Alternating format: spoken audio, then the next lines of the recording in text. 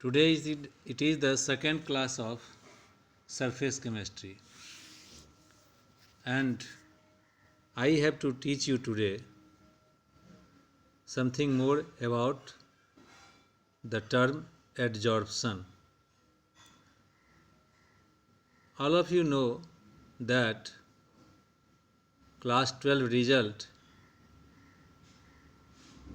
has published, and many students obtained good marks in chemistry. Do you know what is the reason behind it? Because they continue their study regularly in respect of chemistry. It is an easy subject, but you will have to study continuously or regularly. If some of you think that when the examination time will come, then I will do preparation in that case you can't get good marks in it. And if you will be very sincere from the beginning of the session in the subject of the chemistry, then you can get good marks, and your marks marks obtained in chemistry will increase the percentage of your result. So see here what's about adsorption today. The term adsorption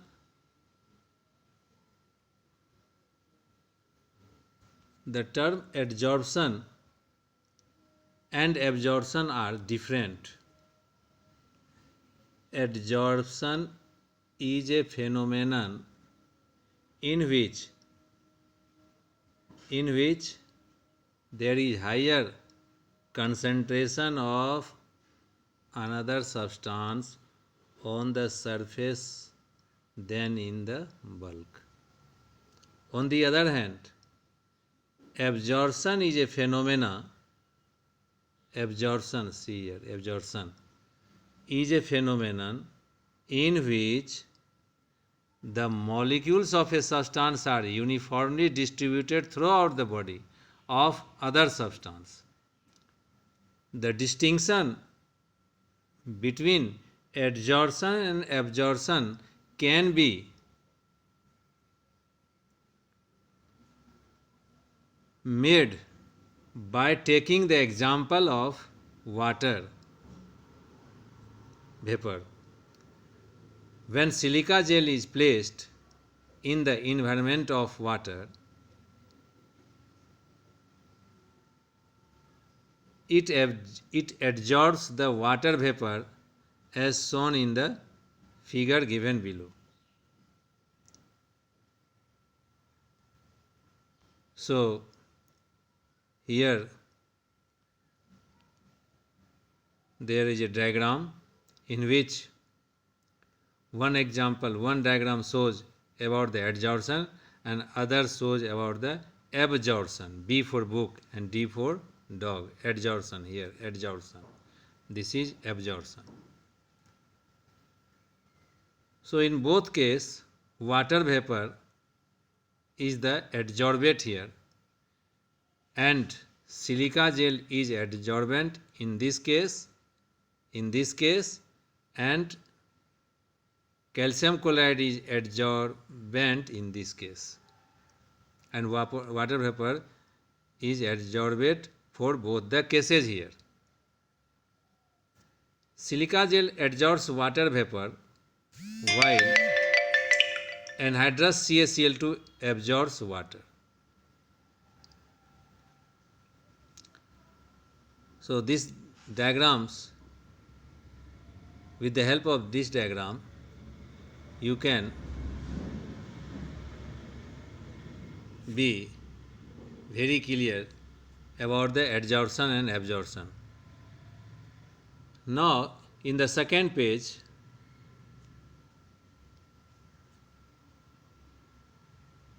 In this figure,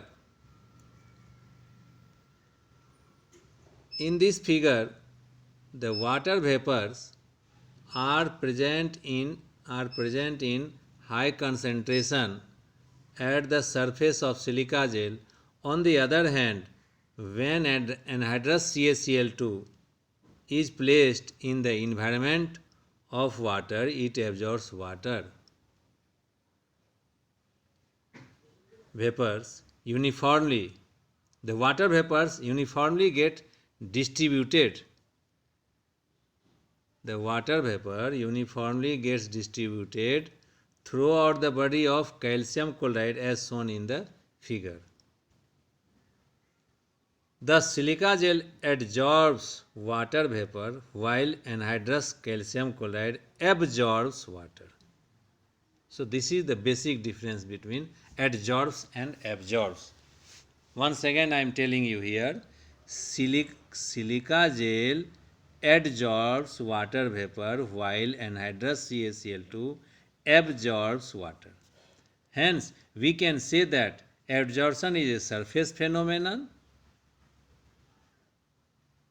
while absorption is a bulk properties or phenomenon. So, we can say that this is one difference between adsorption and absorption. The second difference is that absorption occurs at uniform rate. Adsorption is rapid in the beginning and its rate slowly decreases.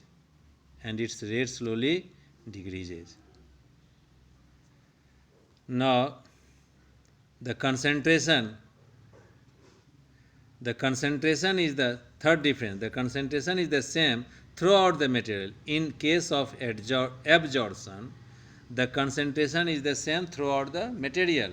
But in case of adsorption, the concentration on the surface of the adsorbent is different from that in the bulk. Now, in the third page, with the help of third page, now I would like to make you understand about the mechanism of adsorption. Very important, because after this you have to learn about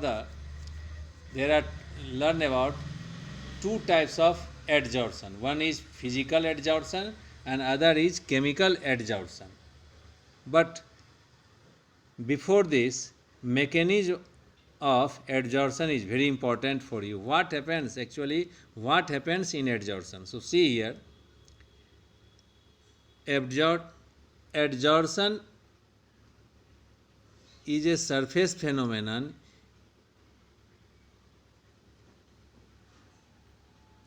It arises because of the unbalanced forces on the surface of solids and liquids. Means adsorbent may be solid or liquids. This is because of the fact that surface particles of the adsorbent are not in the same environment as the particles of the adsorbent inside the bulk. What is being said here? Once again you listen. Means it makes the fact clear in this sense that in the case of adsorbent, all the molecules of the adsorbent are not in the same environment.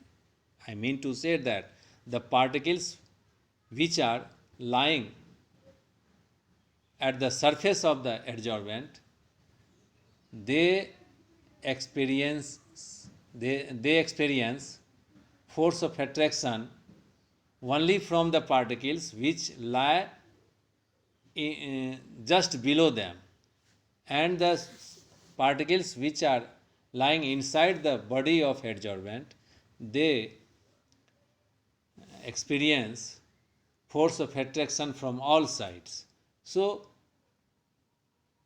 I mean to say that there are particles at the surface have different nature than the particles in the bulk of the adsorbent.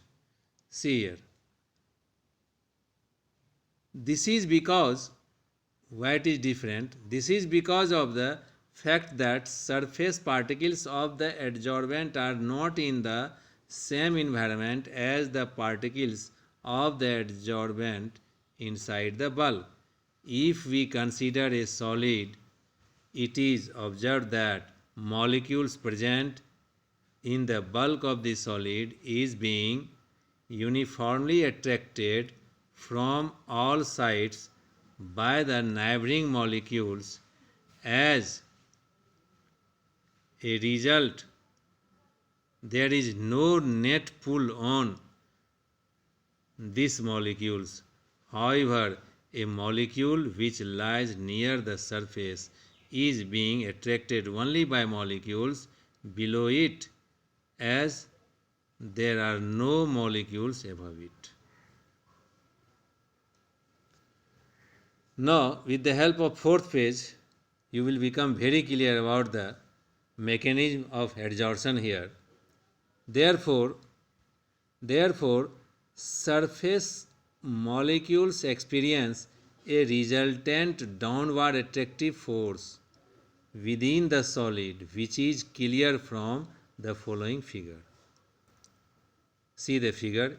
In other words, the surface is under. So see here figure. What happens? This is the example of adsorption, and this diagram shows that the molecule which is on the surface of the adsorbent have only net inward forces. See here, this is net inward force, and this molecule has no resultant force, means molecule inside the adsorbent are attracted from all sides, that's why it has no resultant force, and the molecules which lie on the surface has inward force, and due to this inward or attractive forces, adsorbate get attracted with the adsorbent. This is the reason that adsorption takes place. In other words, the surface is under a strain or tension due to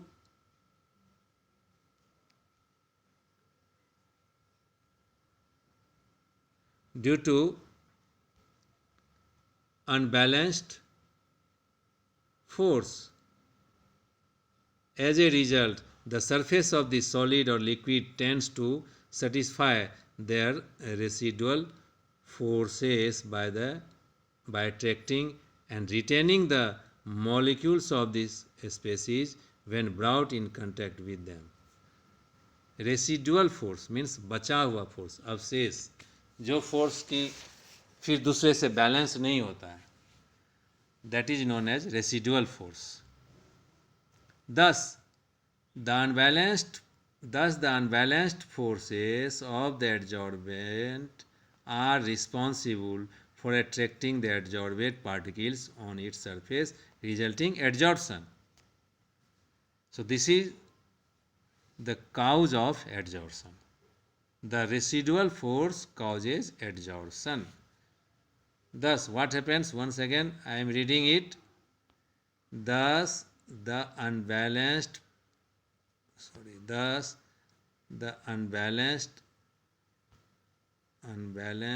forces of the adsorbent are responsible for attracting the adsorbate particles on its surface, resulting adsorption. Now, with the help of fifth page, you can see that because many times you say that finally divided particles are very effectful for adsorption or in case of catalyst. So what happens? See here. First of all, you see here that the extent of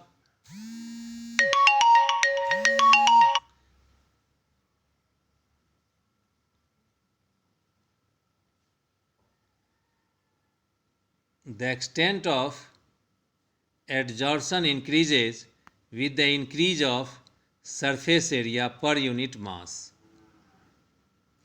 Means what is here? Once again I am reading it. The extent of adsorption increases with the increase of surface area per unit mass of the adsorbent at given temperature and pressure. Means when surface area will increase, the case of adsorption will increase. When surface area will increase, the case of adsorption will increase.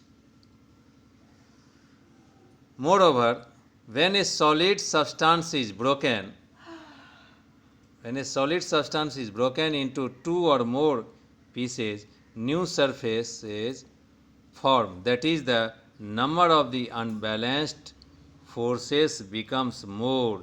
In other words, the number of active centers or free valencies become more by taking the adsorbent in the finally divided form, which is clear from the following figure. Means in this figure, see here what is shown by this figure. Here this is a molecule, suppose. When this molecule is divided, again it has many surfaces.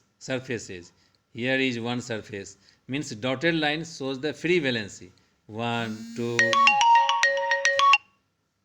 1, 1, 2, 3, 4, 5, 6, 7, 8. Formerly it had only 4 valencies. 1, 2, 3, 4, 5, 6, 7, 8. Means 8. Now what happens when it is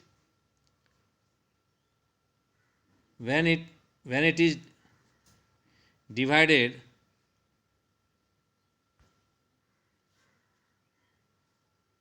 When it is divided into two parts, it has how many free valencies? 8 in this and 8 in this. So it has total 8. No, sorry, it has total 16. 8 in this and 8 in this. So it has total 16 free valency surface. At last, in note, it is written that during adsorption, there is always decrease in residual force of the surfaces. That is, there is decrease in surface energy which appears as heat. Therefore, adsorption is an exothermic process. Means during adsorption there is always decrease in residual force. There is decrease in residual force, and that due to this decrease in residual force of the surface, there is decrease in surface energy which appears as heat, and then this is the reason that adsorption is an exothermic process, because it is asking the question that why is adsorption an exothermic process. So this is the reason. In the next class I will teach you about the physisorption and chemisorption, because it is the short name of physical adsorption and chemical adsorption, physisorption and chemisorption. And the second class is now the class which will be held on Friday. That is more interesting, because I will teach you in that class the enthalpy of adsorption and the Gibbs energy, use of Gibbs energy in Gibbs-Helmholtz equation in respect of adsorption. Thank you.